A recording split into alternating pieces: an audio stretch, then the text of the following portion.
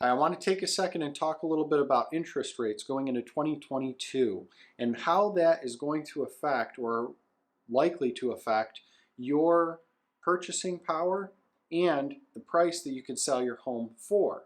Now, this is all, we're doing some educated guessing here. And a lot of this is based on what the Fed has said they're going to do. As we know, the last 2 years have been crazy, and the Federal Reserve has had to push interest rates down to historic lows in order to keep the economy moving.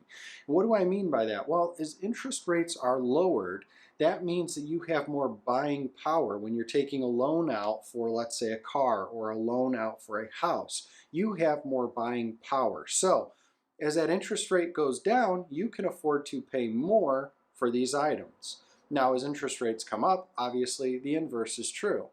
So, what does that really mean? The Fed is talking about raising interest rates by 0.9%.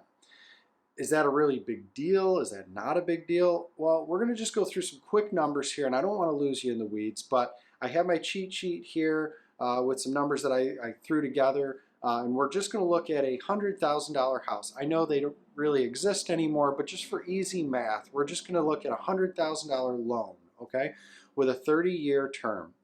You have a $100,000 loan at 3% interest rate. That works out to be principal and interest. We're not talking taxes or any of that. Principal and interest, $422.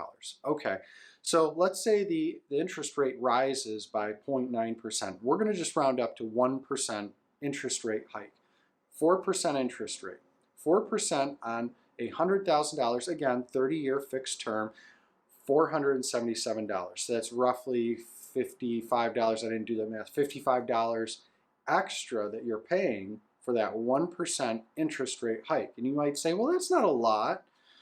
But what does that equate to in terms of your buying power in percentage?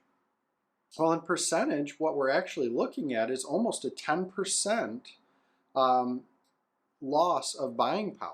So let's look at it this way. You have 4% interest rate now because the interest rates have risen. Okay, so 4% interest rate.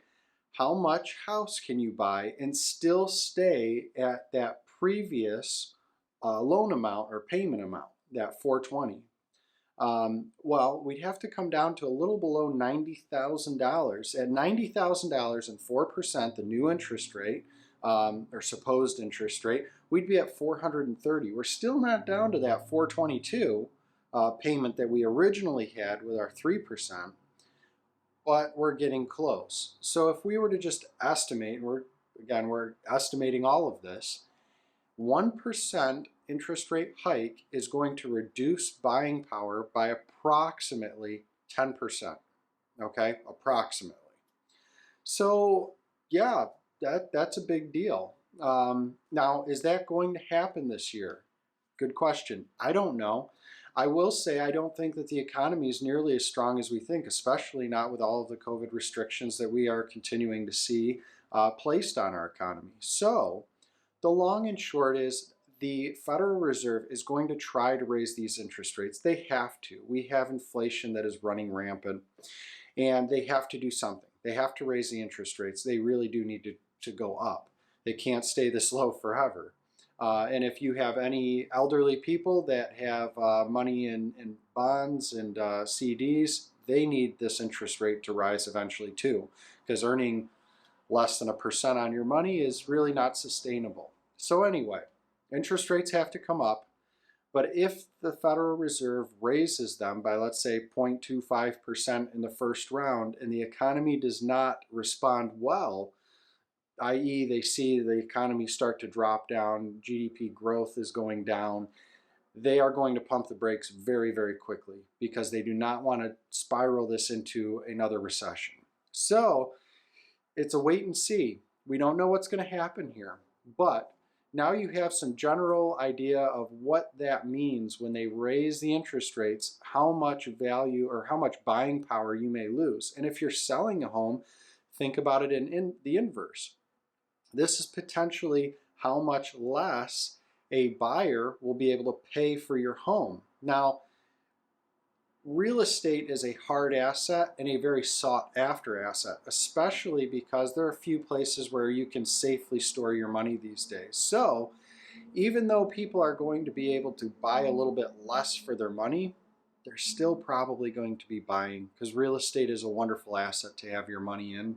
So these things aren't perfectly correlated, but they're generally correlated. So definitely stuff to keep your eye on. We certainly are. And obviously, if you have questions about this or anything else, reach out to us. We love to have these conversations. If you're looking to list your home and you're kind of wondering how this may affect it, maybe you're thinking about listing in the fall of 2022 or the spring. None of us know what is going to happen, but it's nice to have some game plans. So if you're thinking about talking those issues through and kind of figuring out where you might end up, give us a call. Let us know. We'd love to help you any way we can.